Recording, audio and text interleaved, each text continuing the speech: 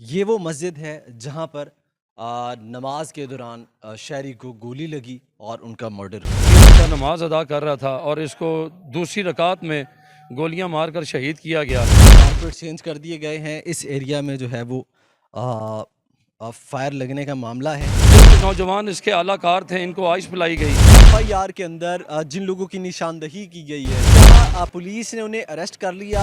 अल्लाह ताला के साथ जंग ना करो, क्योंकि इसको जो सपोर्ट करेगा वो अल्लाह के साथ जंग करेगा। ये अल्लाह ताला का मेहमान था, उसके घर में था ये। MYK न्यूज की वीडियोस देखने के लिए हमारा चैनल सब्सक्राइब कीजिए और बेल आइकॉन को क्लिक कीजिए ताकि आप हमारी आने वाली वीडियो से बाखबर रह सके। अस्सलाम वालेकुम, आपका मेज़बान तैयब गोंदल आपकी खिदमत में हाजिर है। आप इस वक्त MYK न्यूज़ टीवी के प्लेटफॉर्म से हम आपसे मुखातिब हैं रावलपिंडी के मकाम से। कुछ दिन पहले का ये वाक़या है, अफसोसनाक वाक़या। एक नौजवान को, एक खूबसूरत नौजवान को रावलपिंडी के मकाम पर मस्जिद के अंदर गोलियां मारकर ना हक कत्ल कर दिया गया। हमारे साथ डॉक्टर काशिफ जो कि उनके रिलेटिव थे मौजूद हैं। इनसे बात करेंगे कि इस नौजवान शख्स को क्यों गोलियां मार के मर्डर किया गया, क्या इसके मुहर्रिकात क्या थे, इसके पीछे कौन लोग थे। बात करेंगे डॉक्टर काशिफ साहब से। अस्सलाम वालेकुम डॉक्टर साहब, बताइएगा ये मामला क्या है? नौजवान ये खूबसूरत बंदा, इसे क्यों मस्जिद के अंदर वो भी फायर मारकर मर्डर कर दिया गया? वालेकुम अस्सलाम व रहमतुल्लाहि बरकातहू। जी, हमारे मुल्क का जो अलमिया है ये भी उसका शिकार हो गया। ये वो खूबसूरत, बाअखलाक, ईमानदार, जुर्रतमंद नौजवान था कि जिसने इस माशरे की लोगों की भलाई के लिए काम करना चाहे। जो नौजवान इसके आलाकार थे इनको आइस पिलाई गई। आइस पिला के उनको जो है उनका दिमाग माउफ करके तो ये जो कार्रवाई है ये मस्जिद में इनसे करवाई गई। इसके पीछे वो करप्ट सियासतदान हैं जो ना इस मुल्क को चलने दे रहे हैं, ना इस माशरे को चलने दे रहे हैं और ना इस आवाम को किसी भी करवट सुकून का सांस लेने दे रहे हैं। लेकिन ये जो वकूआ हुआ है, ये वकूआ 9 तारीख़ का मगरिब का वक्त था और ये बच्चा नमाज अदा कर रहा था और इसको दूसरी रकात में गोलियां मारकर शहीद किया गया। इसमें काफ़ी लोगों की साजिश शामिल है। जिस वक्त इसको शहीद किया गया है तो इसने लोगों को उन दिनों कह रहा था कि भैया नमाज़ पढ़ा करो, नेकी के काम किया करो, तुम्हें शायद पता नहीं कि कब्र की पहली रात बड़ी सख्त होती है।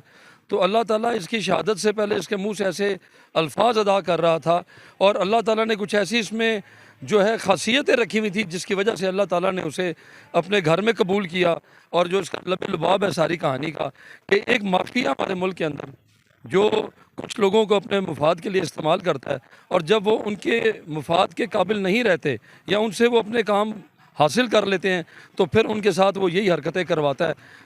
एफआईआर के अंदर जिन लोगों को नामजद किया गया है, एफआईआर के अंदर जिन लोगों की निशानदही की गई है,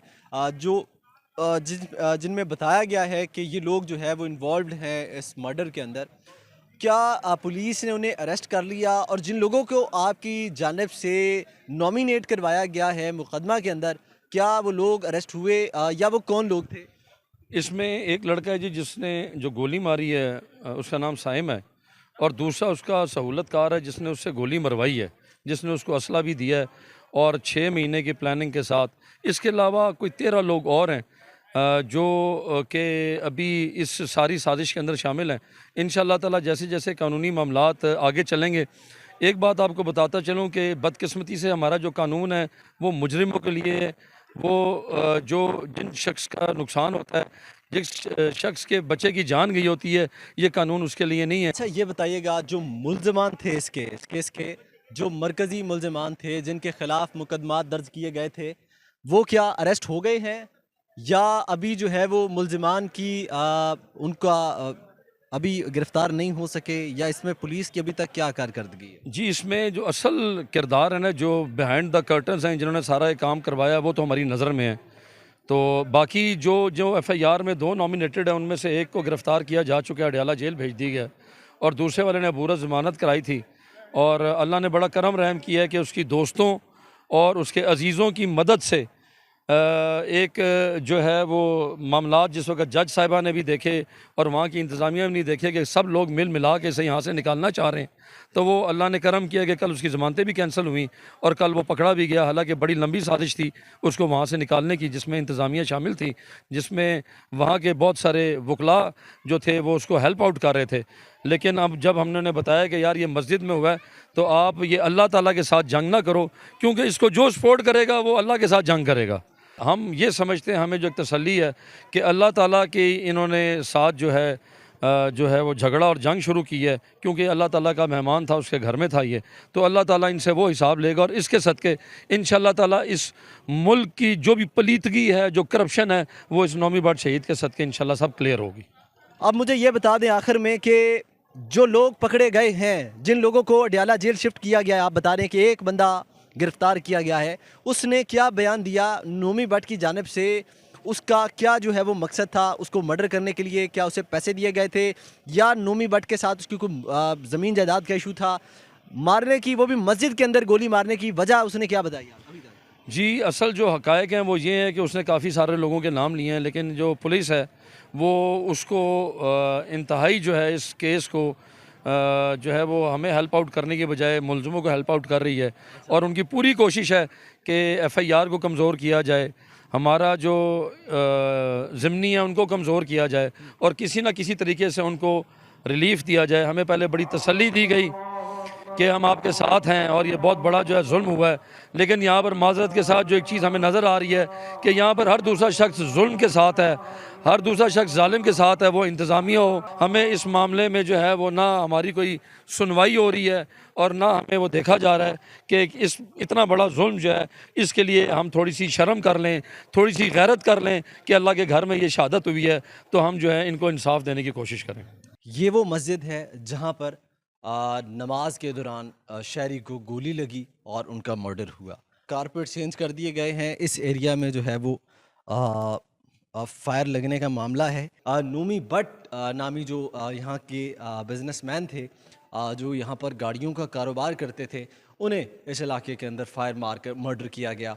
ये आपने मौक़िफ़ सुना है मस्जिद के खादिम का कि वो उनके मुताबिक उन्होंने कहा कि मस्जिद के अंदर हम लोगों ने बाजमात इमाम के पीछे नमाज नीयत रखी थी कि इस दौरान जो है वो हमें फायर लगने की आवाज़ आई, जिसके बाद मस्जिद के इमाम ने नमाज तोड़ दी और जब पीछे मुड़कर देखा तो जो शहरी है वो जो है वो खून में लथपथ सजदे की हालत में गिरा हुआ था। लेकिन वो जो है वो ज़ख्मी की, क्योंकि बहुत ज़्यादा खून बह गया था, फायर जो है वो सर पर मारे गए थे और ज़ख्मियों की ताब न लाते हुए जो शहीद है वो इसी मस्जिद में दम तोड़ गया। तो ये सारा वाक़या है। इसमें अब जो कंप्लेनेंट हैं वो जो मुद्दई मुकदमा है, उनकी जानिब से क्लेम किया जा रहा है कि पुलिस फैसिलिटेट कर रही है, मुल्ज़िमान को अदालतों के अंदर रिलीफ़ दिया जा रहा है, मुल्ज़िमान को तहफ़्फ़ुज़ फ़राहम किया जा रहा है, मुल्ज़िमान को अदालतों से रिलीफ़ देने की एक मुबैना तौर पर कोशिश की जा रही है। ये मौक़िफ़ दिया है जो रिलेटिव हैं जिनका मर्डर हुआ नोमी भट्ट का, ये उनके रिलेटिव हैं जिनका मौक़िफ़ है, आप तक पहुँचा रहे थे। अपना बहुत सारा ख्याल रखें। अपने मेज़बान तैयब गोंदल को इजाज़त दें। अल्लाह ने के बाद।